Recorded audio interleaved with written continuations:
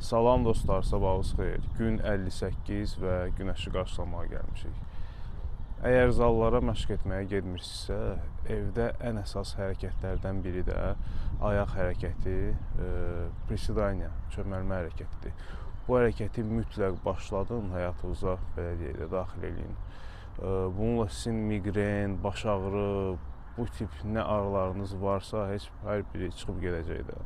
Çünki ayaq əzələləri ən böyük əzələlərdən, insan bədənində ən böyük əzələləri ayaq əzələləri təşkil edir və onlar o qədər böyük və qan pompalayan əzələdir ki, onlara ikinci ürək adı da veriblər ki, qan pompalamasında çox kömək olur da.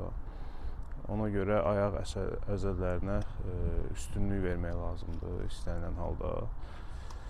Belə, yəni dediyim kimi 100 ilə başlaya bilərsiniz, 100 dəfə.